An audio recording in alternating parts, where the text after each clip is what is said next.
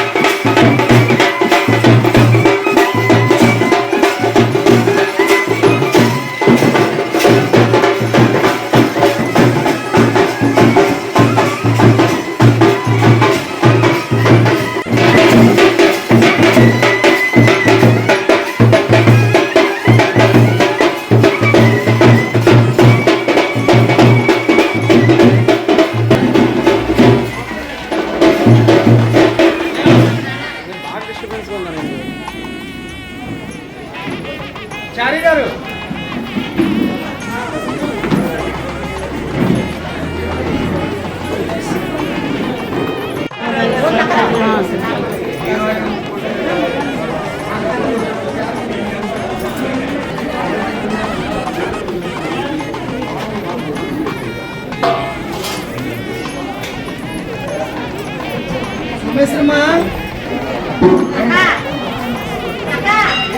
ఉదయలక్ష్మి గారు ఐఏఎస్ గారు మన ఊరులాగే వాళ్ళ ఊరు కూడా అలాగే ఉంటుంది.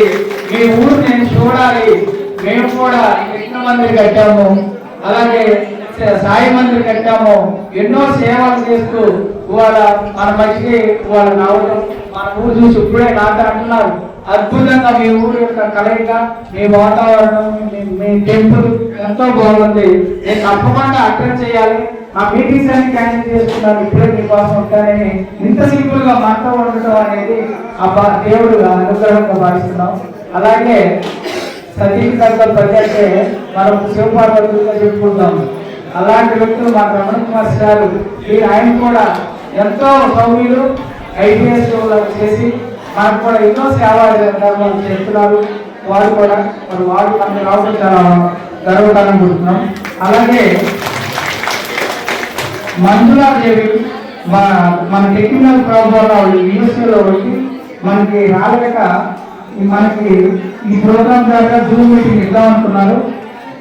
కారణాలు టెక్నికల్ ఎర్రర్ వల్ల ఇక్కడ ఇంటర్నెట్ కనెక్షన్ ప్రాబ్లం ఉంది కాబట్టి ఆవిడ ఇవ్వలేకపోయారు. ఆయన రాలేదేమని చెప్పి ఆవిడ కూడా మంచి వైష్ణవ భక్తురాలు, మరి తిరుపతి పద్యాలు చెప్తారు. వాళ్ళ మాతృమూర్తిని పంపించారు. వారికి నమస్కారం తెలియజేస్తున్నాను. జీవితంలో కూడా ఇక్కడికి వచ్చి మన దేవాలయాన్ని చేశారు. వారికి స్వాగతం చెప్తున్నాను. మరి చెప్పండి, కృష్ణ భాషల దేవాలయ చరిత్ర మహాత్మ్య పుస్తక ఆవిష్కరణ మరియు అక్కడ కాకుండా పుస్తక ఆవిష్కరణ. ఆ పుస్తకం ఎవరి వల్ల వచ్చిందో తెలుసా? చాలా సామాన్యులు, చాలా సింపుల్ గా ఉంటారు. ఇదిగో మన ఆచార్యులు లాగానే ఆయన కూడా కృష్ణాలయంలో పూజారి నరసింహాచార్యులు గారు. ఎలా పరిచయం అంటే అప్పుడెప్పుడు కృష్ణాలయం కడితే నేను 2001లో వెళ్తే ఊళ్ళో మేము కట్టాము దేవాలయం చూసొద్దామని వెళ్తే ఆయన ఆచార్యులు ఉండి కళ్యాణం నీళ్ళు కూర్చోవడానికి ఎలా ఉందో నేను వాళ్ళు మీరు అప్పుడున్నా కట్టారంటే సరేనండి ఆ వర్క్ చేస్తాను. మా ఇంజనీర్ ఉన్నాడు, మా గుడిగట్టిన ఇంజనీరు, మాకు అందరు బ్యాక్గ్రౌండ్ ఉంటాడు. కానీ ఆయన గట్టిగా మాట్లాడతాడు కానీ ఎంతో మనసు అన్నా ఎవరైనా చెప్పండి మనోడు ఆయన మన ఇంజనీర్ గడ్డి సంవత్సరాలు మా టెక్నికల్ ఇంజనీర్ ఉన్నాడు. ఆయనతో చెప్తానని ఆయన చెప్తే టెక్నికల్ ఐడియా నుంచి ఒక మనిషికి పంపించి ఎగ్రిమెంట్ వేసి చేస్తే అది చేస్తే మనం ఇచ్చింది 25 లక్షలు ఆ కోపం వాళ్ళందరినీ కూడా చేసి దేవాలయం అప్పటికి నన్ను వదలరు. ఈ దేవాలయానికి మనకి వాళ్ళ దుస్తంభాలు వచ్చినాయంటే వాళ్ళతో పరిచయం అవడం వల్ల మనకి అక్కడ ఇంటి మరి అలాంటి చాలా ఇంప్రూవ్మెంట్ సేవ చేస్తూ ఆ సతీమణి కూడా పద్మావతి గారు అయ్యా నా దేవాలయం క్షేత్రంలో నేను రాయాలి ఆమె తీసుకెళ్ళారు అంటే మన దేవాలయం ఇక్కడ మన రామాలయం ఉంది, అక్కడ వేద పండితులు ఉంటారు కూడా అంటాం. మనకి దేవాలయం ఈ దేవాలయానికి ఫస్ట్ భద్రాచలంలో శ్రీకృష్ణ దేవాలయంలో మా వారు అర్చకులు గణేష్ గారు పరిచయం అయ్యారు. దేవతలు ఉన్నారు, ముక్కోటి దేవతలు ఉన్నారు. కృష్ణావతారంలో దశావతారాలు ఉన్నాయి. రాముడు కృష్ణ కదా, పంచావతారం బ్రహ్మావతారం వరావతారం 10 నిమిషాలు పావు పెడతాను. ఒక 2-3 శ్లోకాలు చదువుకుంటున్నానండి. రాని వారు వచ్చిన వారి దగ్గర ఏం తెలుసుకొని చదువుకోండి. పుణ్యలోకాలు పుణ్యలోకాలు వస్తారు, విష్ణులోక ప్రాప్తం ఉంటుంది. జయ శ్రీరామ్, జయ శ్రీరామ్, జయ సరస్వతి.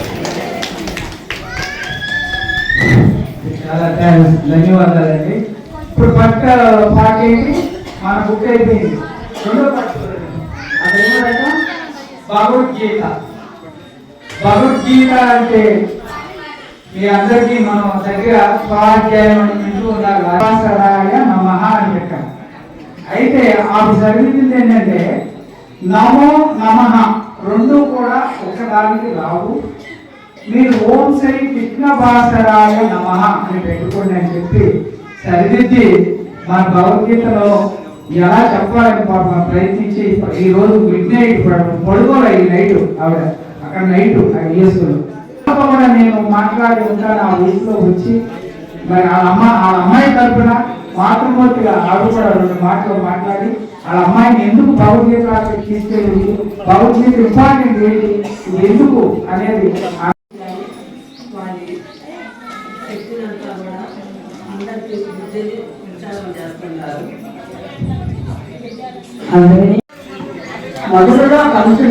వీడియోలో టెంపుల్ మంచి కలర్ఫుల్ గా ఏం చేసావు నువ్వు? కలర్ పెంచాను ఎడిటింగ్ లో పెంచాం, ఎడిటింగ్ లో కలర్ పెంచాం.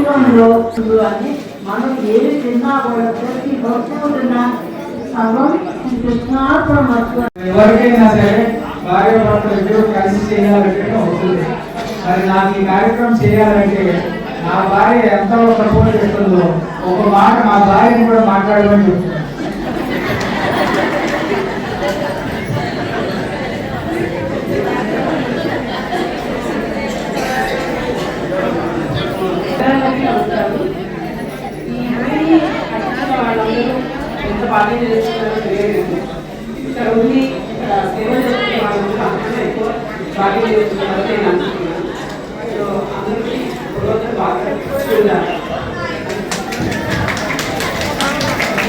Thank you.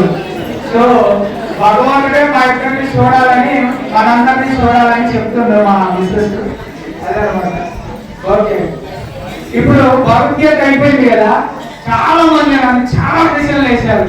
నువ్వేంటి పిచ్చి పిచ్చిగా చేస్తావు, నీకు మైండ్ ఏమైంది, ఆధ్యాత్మికమైన భారత రాజ్యాంగం ఎక్కడి నుంచి వస్తుంది, ఆధ్యాత్మంలో భారత రాజ్యాంగం ఎక్కడ ఉంది అన్నారు. చూపిస్తున్నారు, ఇద్దరు వచ్చారు ఐఏఎస్ ఐపీఎస్. వాళ్ళు ఏంటి, భారత రాజ్యాంగాన్ని ఆధ్యాత్మికంగా ఉందా లేదా అనే ఆర్టికల్స్ భారత రాజ్యాంగంలో ఉన్నాయి. మన భగవద్గీత నుంచి ఏం చెబుతుందో భారత రాజ్యాంగం కూడా అదే ఉన్నాయి ప్రాక్టికల్ గా చట్ట రూపంలో. మరి మన రోజు మనం ఏ కార్యక్రమం చూసుకున్నా ఉన్నారు కాబట్టి ముందుగా స్వామివారి మాట్లాడిన తర్వాత అమ్మవారు పెద్దవారు స్వామివారు మాట్లాడిన తర్వాతే మనం అమ్మవారి తెచ్చి తీసుకోవాలి. ఎందుకంటే నేను మాట్లాడినాక మా ఆవిడ మాట్లాడింది, సిమిలర్ గా మా సార్ కూడా అదే వస్తుంది. రమణ కుమార్ సార్ కూడా మాట్లాడమని కోరుతున్నాం.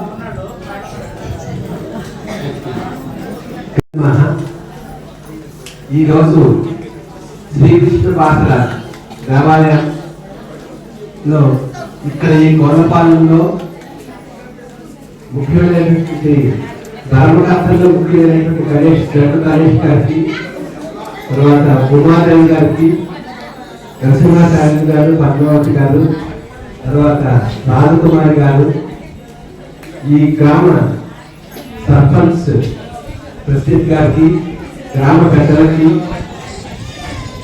మాతృమూర్తులు మీ అందరికీ కూడా నా నమస్కారాలు. చాలా సంతోషంగా ఉంది, ఎందుకంటే అందరం కూడా ఇక్కడ చాలా అనుకోరు ఇంత చిన్న గ్రామంలో ఇంత పెద్ద దేవాలయం కావాలా అనేసి. అది మరి ఈ గణేష్ గారికి, ఈ జడ్డు సాంబశివరావు గారికి, ఇంకా కొంతమందికి డొక్కు సుబ్బారావు గారికి, కమిటీ సభ్యులందరికీ, వారికి చాలా పెద్ద విషయం ఉండాలని నాకు అనిపిస్తుందండి. ఉన్నారు మహిళలు, మగవారు అంతా కూడా ఉన్నారు. మన చిన్నప్పుడు మన టీవీలు లేవు కదండి, టీవీలు లేవు, టీవీలు చూడలేదు. అప్పుడు మన పెద్దవాళ్ళ ద్వారా ఎప్పుడు కూడా విషయాలు తెలుసుకోవాలంటే ఏదైనా ఒక కార్యక్రమం చేయాలంటే ఏ విధంగా చేయాలి, ధర్మబద్ధంగా ఇంత విధంగా లేవు దేవాలయాలు ఆట చిన్నప్పుడు. అప్పుడు ఉన్న దేవాలయ కేంద్రము గ్రామ పెద్దలు కానీ వాళ్ళు ఎక్కడ అందరినీ అనుకోవడం, ఈ కార్యక్రమం చేస్తాను మంచిగా చెప్పండి, తర్వాత ఏం చేయాలి. మన తాతలు, మన నాన్నగారు, మన తాతలు వారందరినీ కనుక్కుంటే వారు రామాయణంలో ఎలా చెప్పబడింది, భగవద్గీతలో ఎలా చెప్పబడింది, భగవద్గీతలో చెప్పిన దాని ప్రకారం ఈ విధంగా చేద్దాము ఇది చెప్పుకుంటే ఆ సన్మార్గంలో మనమంతా కూడా నడిచాం.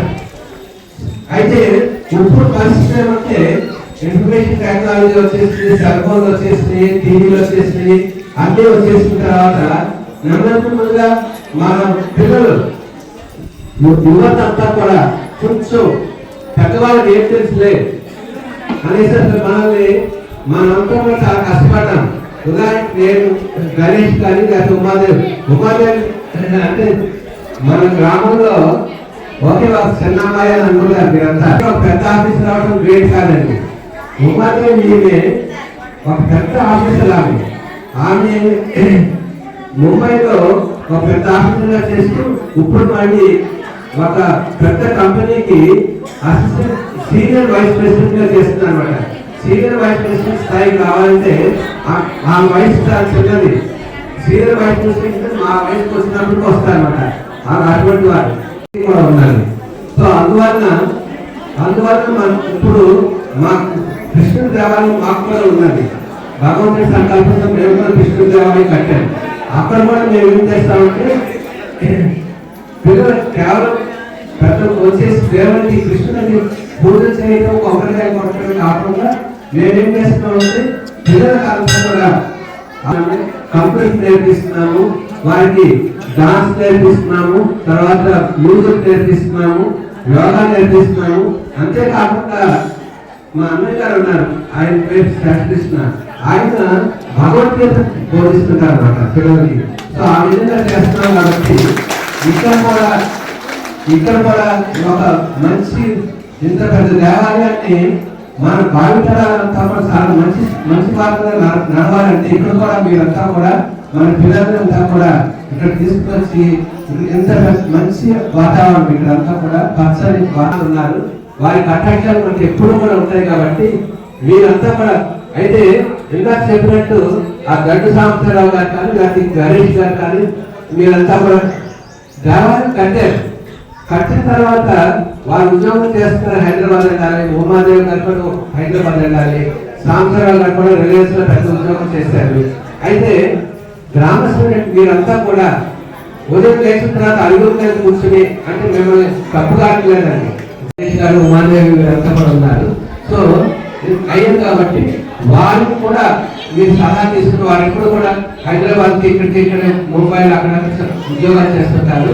ఈ సంక్రాంతి వీటికి వస్తుంటారు కదా, వచ్చినప్పుడు సమావేశం వేసుకొని సరే మన నెక్స్ట్ తరం వారికి మనం ఏ విధంగా మనం వాళ్ళు ఇంకా మనకంతా పెద్ద అవ్వాలి, మనకంతా గొప్పవాళ్ళు అవ్వాలి, మనకంతా గొప్పవాళ్ళు మంచి రాష్ట్రాలతో ఉండాలి, పెద్ద ఆఫీసర్స్ అయి ఉండాలి. సపోజ్ నేను కానీ మేడం కానీ చూసాను ఉదయం, మేము ఉద్యోగం అయిపోలేదు ఆఫీసర్స్. చిన్నప్పుడు చాలా కష్టపడ్డాం. 10వ తరగతి వచ్చేదాకా కూడా మాకు కాలేజ్ చెప్పులు లేవండి.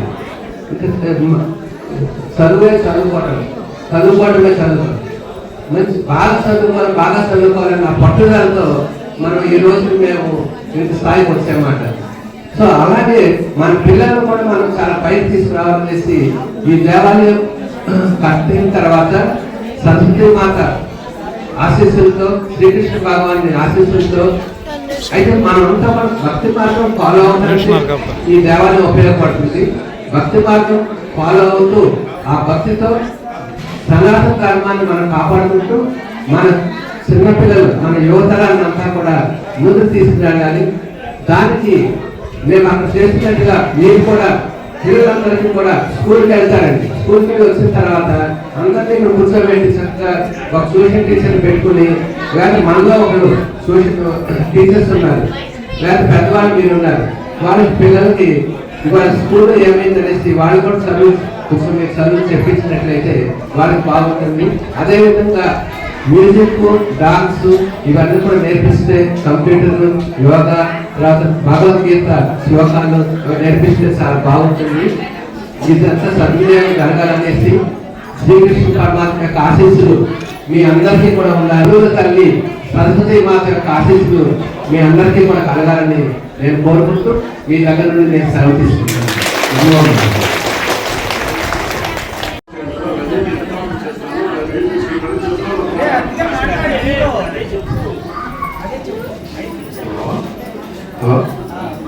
సార్ మనకి రమణమూర్తి గారు ఇప్పుడు ఆధ్యాత్మికంగా కొన్ని కార్యక్రమాలు తిరుపతి నుంచి 30 లక్షల రూపాయలు ఒక ప్రార్థనా మందిరం ఇంకొక కళ్యాణ మండపం, ఒక భోజనశాల పైన కళ్యాణ మండపం, ఆ తర్వాత పైన ఫంక్షన్ కోసం 4 సెపరేట్ గ్రూప్స్. ఇది మా ప్లాన్. కానీ ఈ ఊళ్ళో చదువుకున్న పిల్లలకి డ్యాన్స్ అంటే భరతనాట్యం, తర్వాత యోగా అనేది చాలా అవసరం. ఆ యోగా అనేది మనసుకి ప్రశాంతత కోసం యోగా కావాలి. ఇవన్నీ కూడా నెక్స్ట్ జనరేషన్లో, నెక్స్ట్ తరంలో అవన్నీ ఎన్షూర్ చేయాలి. నెక్స్ట్ 20 లక్షల రూపాయలు ఎక్స్ట్రా మొత్తం చేసుకున్న తర్వాత మిగతా కార్యక్రమాల్లో ఇన్వాల్వ్ అయ్యి ఈ ఊరికి కొంతమంది dancing, classical dancing and yoga implement చేయాలని నా ప్లాన్. ఓకే, అంతా ఊరందరి నుంచి ఈ సహకారం కోరుకుంటున్నాను. థ్యాంక్ యూ అన్న. నువ్వు పర్మిట్ ఇస్తే మాట్లాడిస్తా, తీసుకొస్తే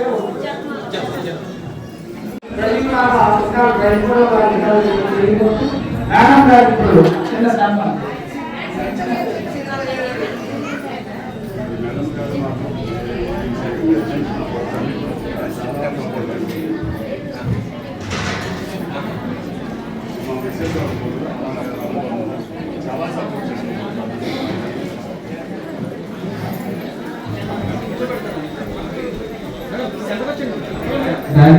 రాధిక మేడము మనకి సెకండ్, ఇప్పుడు మనం ఫస్ట్ చేశాం కదా, ఇప్పుడు అంతా కూడా ఇప్పుడు 65 లక్షలు ఎస్టిమేషన్ వేసి మీకు చాలా మొన్నే కమిషనర్ గారికి లెటర్ నుంచి వీళ్ళు ఎప్పుడు చేస్తే కమిషనర్ గారు ఆటోమేటిక్ గా ఎప్పుడు చేస్తారు.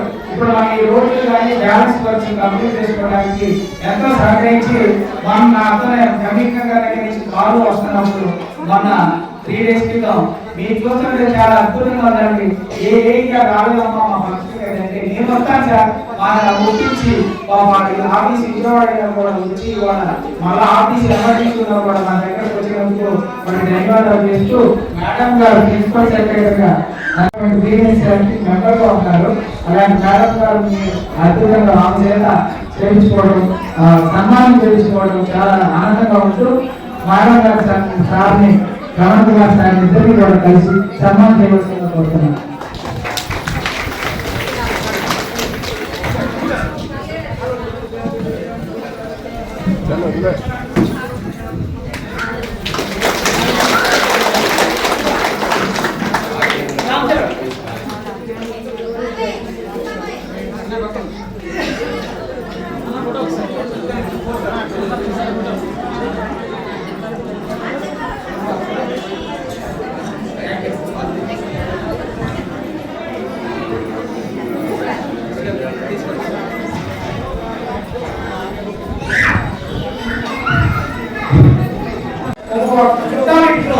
వచ్చారు వాళ్ళు బాగుతారంటే వాళ్ళ ఇంట్లో ఉండేవాళ్ళు వర్షం వచ్చినప్పుడు అంత కష్టపడి చదువుకుని ఇచ్చారు. కాబట్టి ఆమె సరస్వతి మాతారు మన సరస్వతి మాత వచ్చి మాట్లాడుతున్నారు. ఆమె మాట్లాడవలసిందిగా మాట్లాడు.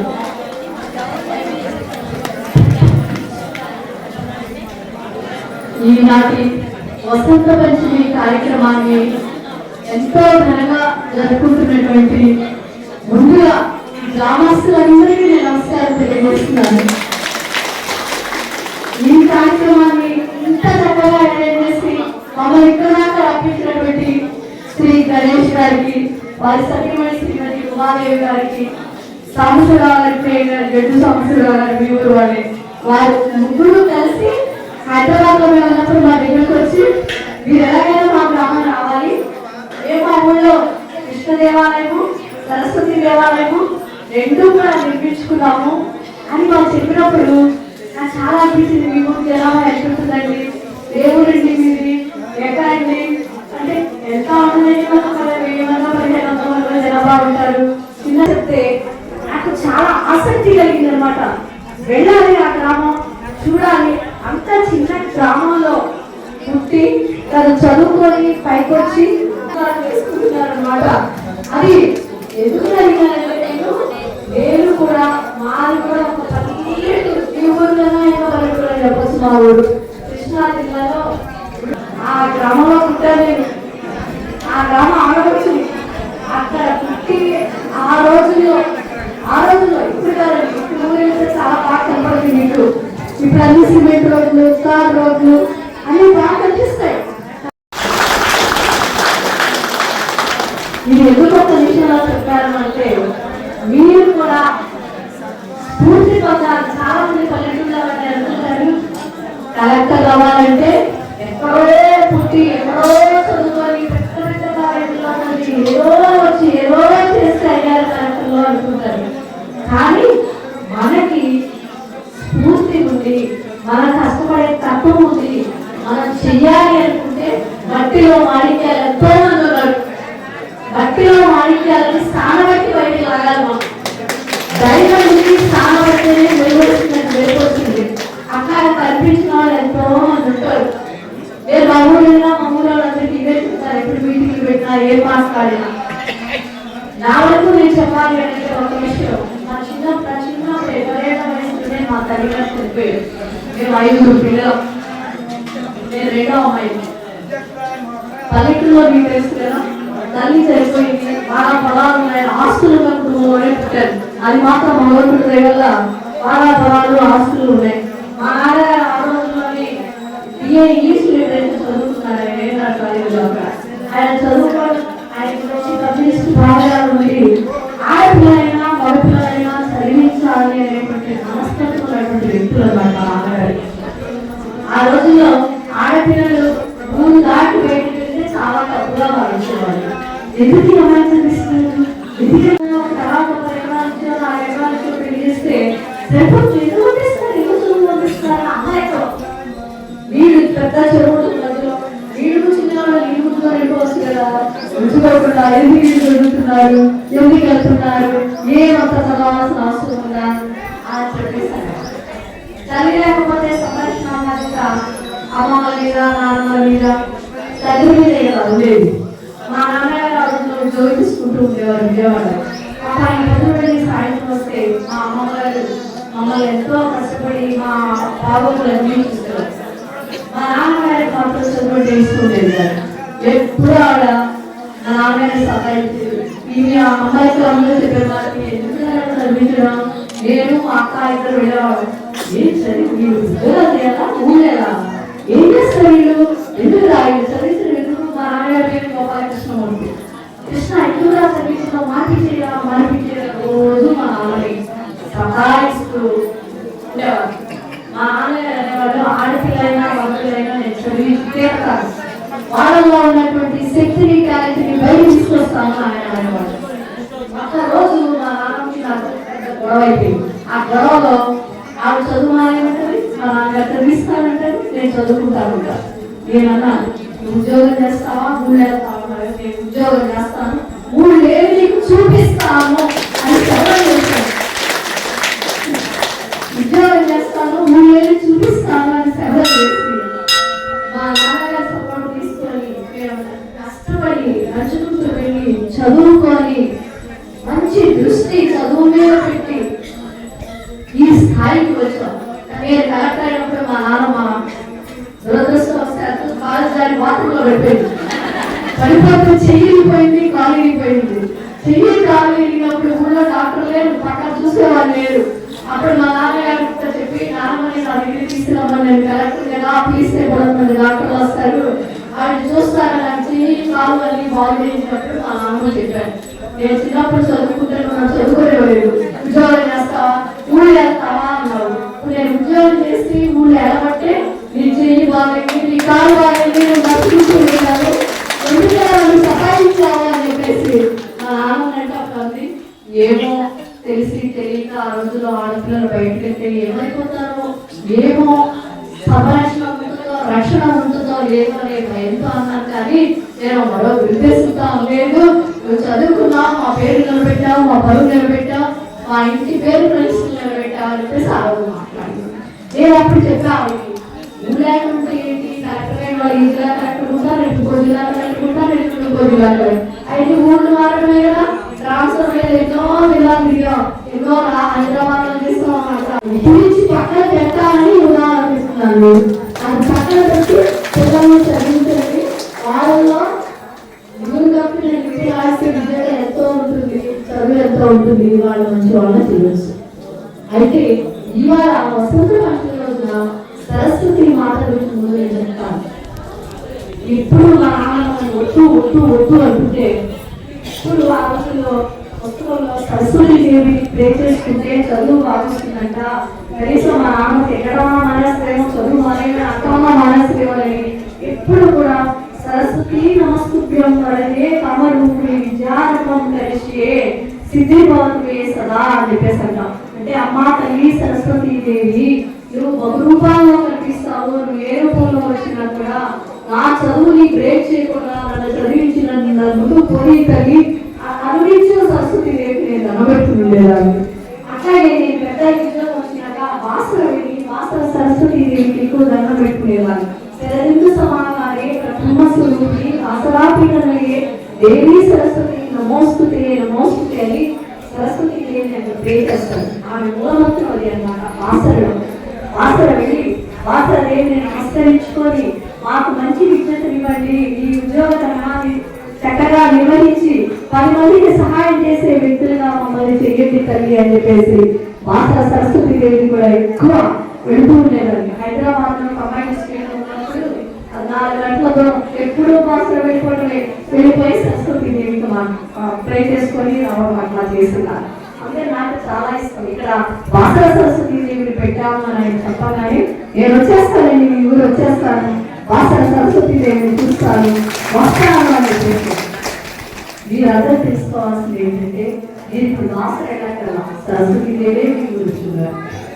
మీరు ఎక్కడికో వెళ్ళి ధనం పెట్టలేదు, ఆమె తీసుకొని వచ్చారు. గణేష్ గారు కమిటీ పెద్దలు గ్రామస్తులు అందరూ తర్వాత చేయవేసుకొని అమ్మాయిని కలిగి తెచ్చుకొని ఇక్కడ హృదయంలో పెట్టుకొని ఇక్కడ ఉన్నటువంటి పిల్లలందరినీ చదివించుకుందాం, తీర్చిదిద్దుదాం, పెద్దవాళ్ళని చేద్దాం, మంచి వాళ్ళని చేద్దాం, మంచి మార్గంలో పెడదాం అని చెప్పేసి నిర్ణయించుకున్నారు. అట్లాగే ఇలా రాజకుమారి గారు మాట్లాడుతూ ఒక మాటతోటి మాకి గురువుగా ఉంటారన్నమాట. కైకిలుడు ఆయన జ్వాలానందం నిర్మల స్ఫటికాంతం తర్వాత కౌంట్ ఎడిట్ చేసుకోవచ్చు. హైగ్రీవ ఉపాసనకి ఆధారం సర్వ విజ్ఞానం హైగ్రీవ ఉపాసనకి అంటారు. అంటే జ్వాలానందం అంటే ఈ చదువు అనేది జ్వాల వెలిగినట్టు, నిప్పు కణం వెలిగినట్టు వెలుగుతూ వచ్చేటువంటి దాంట్లో నుంచి ఆనందం ఎలా వస్తుందో అలాంటి చదువుల తల్లిగా సరస్వతీదేవి రాణిస్తూ ఉంటే హైగ్రీవ స్వామి ఆ చదువుని పరిరక్షించి ముందు ముందు మనం నడిపిస్తూ ఉంటారు. ఇవాళ వసంత పంచమిలో చాలా మంది పిల్లలు అక్షరాభ్యాసాలు చేస్తారు. ఇందులో చిన్న పిల్లలు జరిగాయా అక్షరాభ్యాసాలు చేస్తారు. సరస్వతి మాత వసంత పంచమి రోజు జన్మించారు అనే నానుడితోటి మనము అక్షరాభ్యాసాలు చేసి పిల్లలు బాగా చదువుకోవాలి, పెద్ద అవ్వాలి, మంచి రావాలి అనుకుంటాం. మాకు మా అమ్మ వాళ్ళు మరి వసంత పంచమి రోజు చేసినారు, చేయలేదు ఆ ఊళ్ళో అంత లేదు జ్ఞానం, నాకు చదువుకోగలిగి మేము ఇక్కడికి వచ్చినాము అని చెప్పేసి మాత్రం చెప్తున్నాను. అది సరస్వతి మాత హైగ్రీవ స్వామి గురించి. మరి ఇక్కడ కృష్ణ భగవానుడు నాకు అసలు చాలా నచ్చింది. గణేష్ చెప్పాలని మనకి నచ్చిన ఇతర దేవతలు ఈ ఊళ్ళో పెట్టాడు కదా అని చెప్పేసి కృష్ణ భగవానుడు అందరికీ కృష్ణుడు తెలుసు. అయితే కొంతమందికి కృష్ణుడేమో బాలకృష్ణుడిగా పాకుతూ వెళ్ళలింటూ అటు ఇటు తిరుగుతూ నడయాడుతున్నటువంటి కృష్ణుడు కొంతమంది మనసులో వస్తారు. కృష్ణుడు అంటే ఇంకా కొంతమంది మనసులో కృష్ణుడు అంటే అబ్బో ఈయన గోపికలతో చాలా మందితో తిరిగాడట, 16,000 మంది గోపికలు ఉన్నారట అంటారు. కానీ 16,000 మంది స్త్రీలు కంసుడు వారిని పడి వాళ్ళ మానవంగాన్ని కాపాడుకుంటూ కృష్ణ కృష్ణ అని వేడుకుంటూ కృష్ణుడు వెనకాల తల్లులాగా తిరిగిన వాళ్ళే కానీ వాళ్ళు భార్యలు కాదండి. ఆ గోపికలు ఆ గోప కులములో యాదవ కమ్యూనిటీలో జన్మించిన వాళ్ళందరినీ గోపికలు అంటారు. కాబట్టి ఆ గోప తల్లులందరూ కూడా 16,000 మంది ఆయన వెంట ఉన్నారు. అది తర్వాత కృష్ణుడిని ఇంకా కొంతమంది చూసేటప్పుడు రాధా కృష్ణుడిగా మనం చూసుకుంటాం. అన్యోన్యమైనటువంటి దాంపత్య జీవితానికి చిహ్నంగా రాధాదేవి భర్తని ఆరాధించిన విధంగా కృష్ణమూర్తిని ఆరాధించి తనలో లీనం చేసుకొని రాధని ప్రముఖ స్థానాన్ని పొంది రాధాదేవి స్థానాన్ని పొందింది. కొంతమందికి అది కనిపిస్తుంది. ఇంకా కొంతమందికి కృష్ణుడు మహాభారత యుద్ధంలో అర్జునుడికి రథసారథిగా నడిచాడు. ఆ పార్థసారథి అంటాం. పార్థుడు అంటే అర్జునుడు అన్నమాట. రథసారథిగా నడిచాడు కాబట్టి పార్థసారథిగా వస్తుంది. కానీ కృష్ణుడిలో మనకి పెరిగింది. ఆయన మనకన్నా ఎన్నో ఎన్నో ఎన్నో కష్టాలు పడి పైకి వచ్చి ఈ ప్రపంచానికి జగద్గురుగా నిలిచినటువంటి వ్యక్తి కృష్ణ పరమాత్ముడు. ఒక కులానికి కాదని ఆయన జగద్గురు, ప్రపంచంలో ఉన్న ప్రతి ఒక్కరికి ఆయన జగద్గురు. జగత్ అంతా కూడా ఆయన గురువుగా చేస్తుంది. ఆయన పడ్డ కష్టాలు ఆయన పుట్టడమే జైల్లో పుట్టాడు. మేనమామ తెలుసు కదా మీకు, పక్షుడు కొంతమంది తెలుసుంటుంది. మేనమామ పక్షుడు అనమాట. తల్లి దేవకి వసుదేవుడి తల్లిదండ్రుడు. పాపం ఎవరో చెప్పారు ఆ మేనమామ రాజు అట. ఆ రాజుకి ఏం చెప్పారు, నీ చెల్లెలికి పుట్టే 8వ సంతానం చేతిలో నీ చావు రాస్తుంది అని చెప్పాడు. ఈయన అసలే రాజు అయినా నీ చెల్లెలికి పుట్టే 8వ సంతానంలో 8వ సంతానంలో చావు రాస్తుంది అంటే ఈయన వచ్చినట్టు ఆవిడ కనంగానే వచ్చినట్టు సంతానం నిర్ణయించుకొని ఈవిడ 8వసారి కానుకతో ఉంటే ఆ భార్యని భర్తని ఇద్దరిని తీసుకొని వచ్చి జైల్లో పెట్టేస్తారు. ఎందుకు తన కాలాన్ని వాడు ఏం చెప్పింది ఆయనకి, మగపిల్లవాడు 8వ సంతానంగా నిర్మించే మగపిల్లవాడే చంపుతాడన్నారు. ఆడపిల్ల చంపుతున్నావా అందుకని ఆడపిల్లని చంపడం అని నదుడి గురించి ఆడపిల్లలు తెచ్చుకోవడం ఇక్కడ పెట్టుకున్నారు. వీళ్ళని పుట్టిన మగపిల్లవాడిని తీసుకొని ఆకలి గౌరవంగా పెట్టేస్తారు. కృష్ణుడు మరి అప్పుడే పుట్టిన కృష్ణుడు అంత కష్టంతో తండ్రి నిర్మాణాన్ని ఆడుకుంటే తీవ్రంగా ఉంటే కృష్ణుడు మంగళ వాడు, మహాత్మ కలిగిన వాడు కాబట్టి తన తండ్రి గుడిలో బాలకృష్ణుడుగా ఉండగానే యుగానం యొక్క తీవ్రతను తగ్గించి ఆ తండ్రి దాటేట్టుగా చేశాడు. కృష్ణ అస్తోత్రం ఇందాక పంతులుగా చదివారో లేదో నాకు తెలియదు కానీ యుగనాలయ సంహారణి అంటాం కృష్ణుని మనం స్థుతించేటప్పుడు యుగనా నది వేగాన్ని సంహరించావు, సంహరించి అతన్ని దాటేటట్టు చేశావు, యుగనా వేగ సంహారణి మహా అని చెప్పేసి చెప్తా ఉంటాం. అట్లాగే పోతన జీవిత హాయే మహా అంటాం. పోతన అంటే పెద్ద రాక్షసి. ఆ రాక్షసి పిల్లల్ని పట్టుకొని పీడించి ఎత్తుపోతే కృష్ణుని కూడా పట్టుకొని ఎత్తుకోవడానికి వస్తే కృష్ణుడు ఆ రాక్షసి కోడలు తీసేసి చంపేసి ఆ పోతన అనే రాక్షసిని కూడా చంపేసింది. అందుకని కృష్ణుని స్థుతించేటప్పుడు భయంకరమైన పోతన అనే రాక్షసును చంపించాలి కాబట్టి పోతన జీవిత సంహారి అని చెప్పేసి ఒక మంత్రంలో అది ఒకటి ఆయన అస్తోత్రంలో యాడ్ చేశారు. ఇంకొక రాక్షసుడు ఆ రోజుల్లో శకటాసురుడు అనే ఒక రాక్షసుడు ఉండేవారు. ఆయన కూడా పిల్లలు ఎత్తుకోవడం ఇవన్నీ చేస్తూ ఉంటే శకటాసుల మధ్య ఆయన చిన్ని పాలని లాగేసి అక్క కూడా గొడవ పెట్టి చక్కగా ఆడుకుంటూ ఆహ్లాదాన్ని ఎంజాయ్ చేసేవాడు. అంటే కృష్ణ భగవానుడు వ్యక్తిగతంగా ప్రేమతత్వం కలిగినటువంటి వ్యక్తి, ఆహ్లాదాన్ని ఆస్వాదించేటువంటి వ్యక్తి ఆయన. ప్రతి ఒక్కరు కూడా సుఖంగా సంతోషంగా ఆనందంగా ఉండాలి, ప్రేమతో ఉండాలి, చక్కగా జీవించాలి అని కోరుకునేటువంటి భగవానుడు కృష్ణ భగవానుడు. అలాంటి ప్రేమతత్వం కలిగినటువంటి కృష్ణ భగవానుడిని మనం ఆరాధించుకుంటున్నాం, ఈరోజు ఈ ఊళ్ళో ప్రతిష్ఠించుకున్నాం, మన గుండెల్లో నింపుకుంటున్నాం. ఆయన యొక్క ఆ చేష్టలన్నీ కూడా మనం స్మరించుకుంటున్నాము వసంత పంచమి సందర్భంగా. అంతేకాదు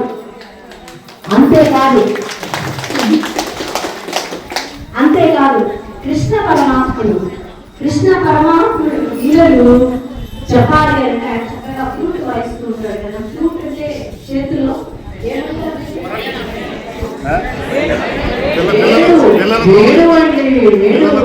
వీణాధారి అమ్మవారు, వేణువుని ధరించేవాడు కృష్ణ పరమాత్ముడు. సరస్వతి మాత వీణాధారి, ఆవిడ చేతిలో వీణ పెట్టుకుంటుంది. ఆ వీణ పెట్టుకొని వీణ వాయిస్తే ఏంటంటే మన థాట్కి మన యాక్షన్ కి కొహరెన్స్ ఎలా ఉండాలి. థాట్ అంటే ఆలోచన, యాక్షన్ అంటే పని. మన మనస్సులో ఏ పని చేయాలి అనేటువంటి ఆలోచన వీణ తీగలు మీటేటప్పుడు తెలుస్తుంది. కాబట్టి వీణాధారి సరస్వతి సమయంలో కృష్ణ పరమాత్ముడు బాగా ద్రోణాచార్యుడు అశ్వత్థామ అర్జునుడి దగ్గరకు వచ్చి బాగా పడిపోతా ఉన్నారు. ద్రోణాచార్యుడు అంటే అర్జునుడికి విలువిద్య నేర్పినటువంటి వ్యక్తి, బాల విద్య ఆయన నేర్పాడు. గురువుని ఎలా చంపాలా అనే సంశయంలో ఇంటికి తగ్గున్నాడు. చీకటి పడిపోతుంది, చీకటి పడిపోతే వాళ్ళకి ఒక నియమాలు ఉన్నాయి, యుద్ధం ఆపేసేయాలి. కాబట్టి ఆర్టిఫిషియల్ గా చక్రాన్ని సూర్యుడికే అన్నం పెట్టేసి ఆయన ఆ రోజుల్లో తన చక్రాన్ని సూర్యుడికి అన్నం పెట్టేసి చీకటిని సృష్టించేసి చీకటి అయిపోయింది అని అందరూ ఫీల్ అయిపోయి ద్రోణాచార్యులు అశ్వత్థామ అవి పక్కన పెట్టుకున్న సమయంలో అర్జునుడిని అశ్వత్థామని చంపేసేవని చెప్పేశాడు. కరెక్ట్ అశ్వత్థామని అర్జునుడిని చంపేశారు అన్నమాట ఆ సమయంలో. ఆ సమయంలో ఎందుకంటే వాళ్ళు చాలా పవర్ఫుల్, అర్జునుడు చాలా పవర్ఫుల్. కృష్ణుడి బాధ్యత అర్జునుడిని కాపాడుకోవాలి. ఎందుకు అర్జునుడిని కాపాడుకోవాలని కృష్ణుడు అడుగుతున్నాడో తెలుసా మీకు? ఎందుకు పాండవ పక్షపాత అయ్యాడో తెలుసా? ఆయన చెప్తారు, వింటారా? ఇంట్రెస్టింగ్ గా ఉందా? ఇంట్రెస్టింగ్ గా ఉంటే చెప్తారు, లేకుంటే ముగిస్తారు. సరే, అప్పుడు అశ్వత్థామని చంపేస్తారు. చంపేస్తే ద్రోణాచార్యుడికి చాలా కోపం వచ్చి అశ్వత్థామ తన కొడుకు కదా, తన కొడుకునే చంపేశాడు అర్జునుడు అని చాలా కోపం వచ్చి బాధతో ఎంతో బాధపడుతున్నటువంటి సమయం ఆయనకి తెలియాలి. ఎవరికి? ద్రోణాచార్యుడికి తెలియాలి. తెలిసినప్పుడే ద్రోణాచార్యుడు అస్త్ర సన్యాసం చేస్తాడు అని గమనించి కృష్ణ పరమాత్ముడు యుధిష్ఠిరుడు అంటే ధర్మరాజు తెలిసిందో అర్జునుడికి పెట్టన్న ఆయన అబద్ధమాడు అంతా నువ్వే చెప్తాడు. ఆ అబద్ధమాడినటువంటి వ్యక్తితోటి ఒక ఏనుగుని తీసుకొని వచ్చి ఆ ఏనుగుకి అశ్వత్థామ అనే నామకరణం చేసి అర్జునుడితో ఏనుగుని చంపించి ధర్మరాజా అశ్వత్థామ అథ కుంజరహ అని చెప్పేసి వెళ్ళు ద్రోణుడి దగ్గరికి వెళ్ళి అశ్వత్థామ అథ నెమ్మదిగా కుంజరహ అని చెప్పమన్నాడు అన్నమాట. అప్పుడు ఈ ధర్మరాజు అక్కడ అశ్వత్థామ అథ అంటాడు. అదే ద్రోణుడికి ఏమవుతుంది? అశ్వత్థామ చచ్చిపోయాడు నెమ్మదిగా కుంజరహ అంటాడు, అది ఏడుగు చచ్చిపోయింది అని చెప్తారనమాట. అప్పుడు మీరు అనుకోలేదు, నిజమే చెప్పాను ధర్మరాజుగా, అశ్వత్థామ అనేటువంటి ఏడుగు చచ్చిపోయిందా నేను చెప్పినాను. కాబట్టి ఆయనకి ఏడుచుడు రాకూడదు అని చెప్పేసి కృష్ణ పరమాత్ముడు చేసినటువంటి ప్లానింగ్ అనమాట. అంటే కృష్ణ పరమాత్ముడు రచించినటువంటి ప్రణాళిక ఎవ్వరూ కూడా ఇంకొక రచించలేదు. అలాంటి ప్రణాళిక ఎవ్వరూ వేయలేదు. మనం ఏదైనా ఊరు డెవలప్ చేసుకోవాలన్నా, దేశాన్ని డెవలప్ చేసుకోవాలన్నా వేసుకునే ప్రణాళికలన్నీ కూడా భగవత్ స్వరూపుడైనటువంటి కృష్ణ పరమాత్ముడు నేర్పినటువంటి విద్యలో నుంచి వచ్చాయని ఇప్పుడు ఐఏఎం ఎంబీఎస్ చదివేటువంటి వాళ్ళు కూడా దీని మీద రీసెర్చ్ చేసి భగవద్గీతలో ఏ సూక్తిని తీసుకుంటే ఈ రోజు మనం ఎలా పైకి వస్తున్నాము అనేది తెలుసుకుంటున్నాం. అంటే అంత ప్రణాళికాబద్ధంగా కృష్ణ పరమాత్ముడు చేశాడు. అయితే ఆయన పాండవ పక్షపాతం ఎందుకు అయ్యాడు? పాండవులు కోరుకుంటూ నాకు ఈ రోజు ఈ అవకాశం ఇచ్చిన గ్రామ ప్రజలకి, గణేష్ గారికి, ఉమాదేవి గారికి, ఇక్కడ వేదికలు అలంకరించిన వారికి, కమిటీ సభ్యులకి, ప్రతి ఒక్కరికి నమస్కరించుకుంటూ సెలవు తీసుకుంటాను.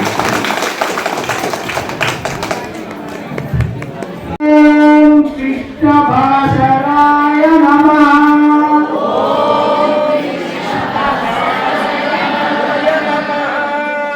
ఓం కృష్ణ భాషరాయ నమః.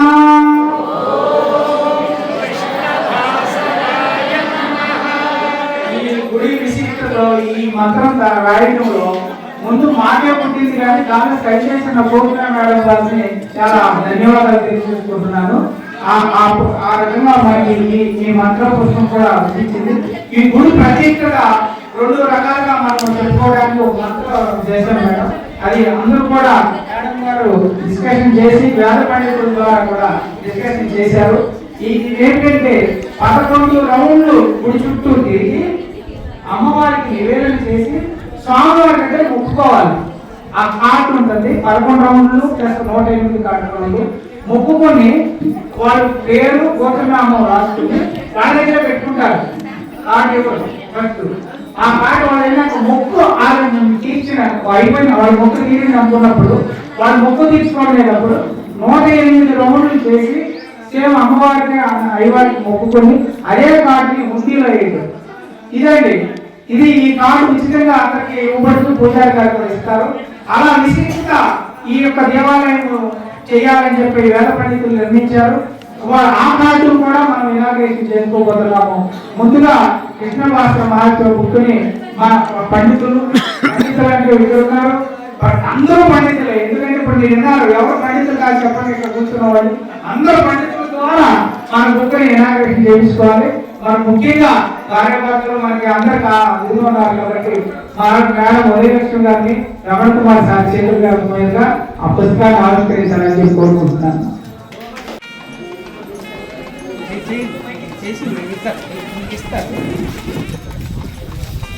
సార్ వాళ్ళు పట్టుకోండి, ఒకసారి ఫోటో తీస్తాను సార్. ఫోటో తీస్తాను సార్, ఒకసారి సార్. మేడం ఒకసారి, మేడం ప్లీజ్ మేడం ఒకసారి. Madam okay, thank you.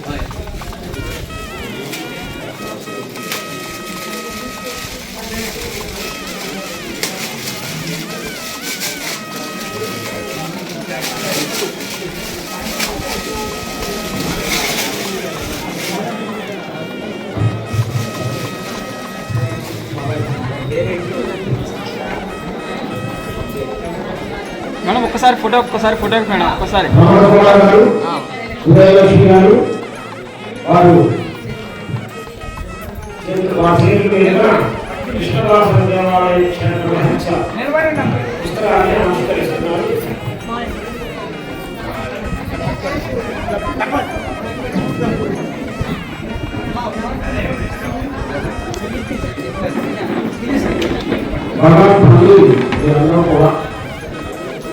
Madam అందరి దగ్గరికి ఉంది మేడం. కాబట్టి మీరు కూడా ఆస్వాదించండి సార్. అలాగే సార్, వెయిట్ వెయిట్ సార్, కొంచెం దగ్గర చేద్దాం. ఎలా చూడండి సార్, అన్న సార్ ఎలా చూడండి, నాకు చూడండి sir. Wait wait wait, ready ready.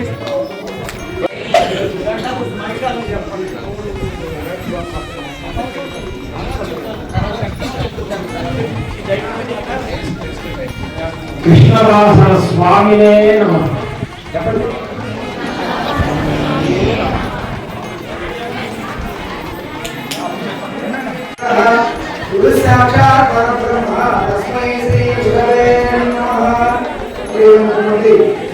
అందరూ కూడా ఇంకా చేసుకుంటూ ఇలాంటి చట్టాలను కూడా తెలుసుకుని వాళ్ళందరి యొక్క మాటలను కూడా తెలుసుకుంటూ మనకి మిగిలినటువంటి జ్ఞానాన్ని వాళ్ళందరూ కూడా చేసుకుంటూ మన ముందుకు చేసి ఈ యొక్క అవకాశాన్ని ఆ భగవంతుడు అమ్మవారు నాకు ఇచ్చినందుకు ఈ సమస్యలకి కూడా స్వామి గారి అనుగ్రహం కలగాలని ఈ ప్రయోగించాలి. 5 నిమిషాలు ఈ పుస్తకాలు కూడా స్టార్ట్ చేద్దాం. కంప్యూటర్ కూడా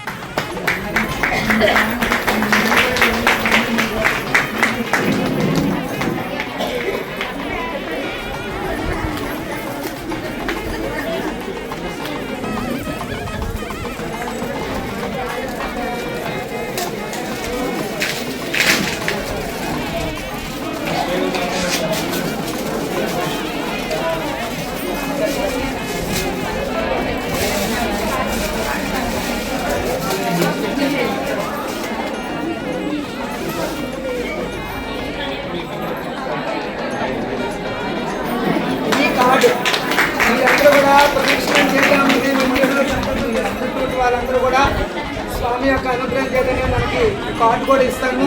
ఎవరైతే మీ కోరికను చెప్పుకుందామని ఇంకా వస్తారో వాళ్ళందరూ కూడా కార్డు ఇస్తారు. దీంట్లో 11 ప్రదక్షిణాలకి 11 సార్లు చేసుకుని తర్వాత మీ కోరిక నెరవేరిన తర్వాత 108 సార్లు కూడా ప్రదక్షిణ చేయడానికి మీ ఇబ్బందులు పడతాయని చెప్పి స్వామి కార్డు కూడా ఇచ్చేసారు.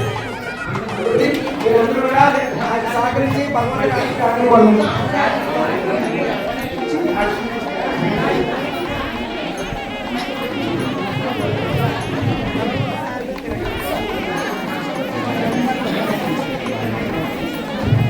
ఇప్పుడు వెంకటగండం అతిథులకి సన్మానం చేసేసి అది మనం ఒకసారి పట్టుకుని అందరూ కూడా ఒకసారి పట్టుకుని వెళ్ళిపోవాలి. సారి కూడా మాత్రం రెడీగా ఉండాలి.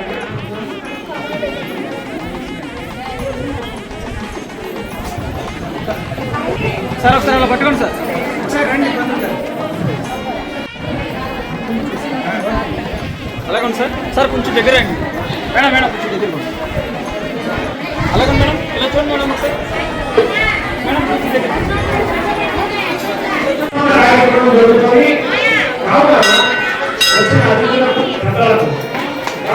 కవర్ చేయండి.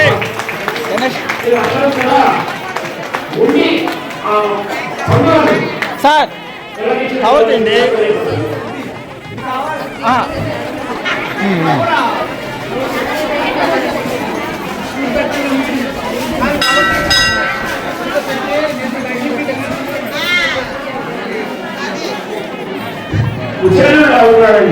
సార్ దగ్గర రండి సార్. సార్ దగ్గర రండి సార్. ఇలా చూడండి మేడం.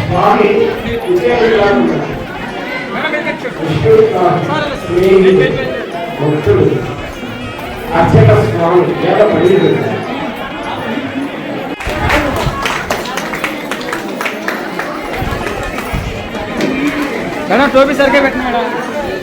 మేడం మేడం టోపీ సరిగ్గా పెట్టండి.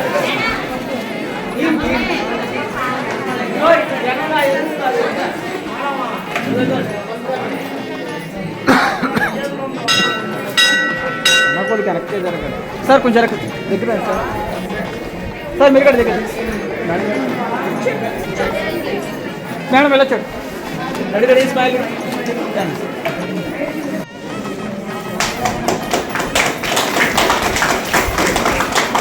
మేడం మీరు కొంచెం ముందరకు వచ్చండి మేడం. ముందర మిడిల్లోకి వచ్చండి, మధ్యలోకి వచ్చండి మీరు. అట్రండి. ఇప్పుడు సాల్వ్ కప్పుడు మేడం. ఓకే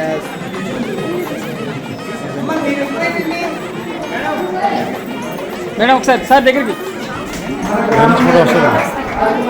ఫోటోస్ అండి మేడం ఇచ్చండి.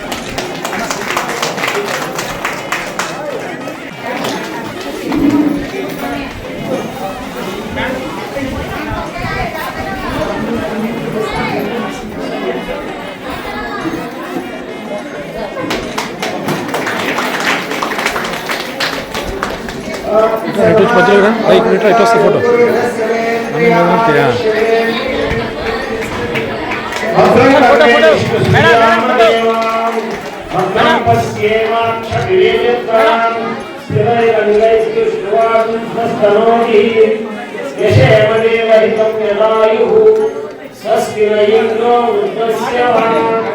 స్వస్తి స్వస్తి నస్తాక్షో అరిష్ట ఓం శాంతి శాంతి శాంతి यो वैदां ब्रह्मणो ब्रह्मजा आईकी प्रजा దేనిని గొడవతే కాకుండా భక్త జనులకు కూడా భక్త బంధువులకు కూడా భగవద్ బంధువులకు కూడా ఆశీర్వచనం స్వస్తి ప్రజాభ్యాం పరిపాలయంతాం న్యాయేన మార్గేణ మహీ మహిషాం గోబ్రాహ్మణేభ్య శుభమస్తు లోకా సమస్తా సుఖినో భవంతు కెమెరా బాబు తమ్ముడు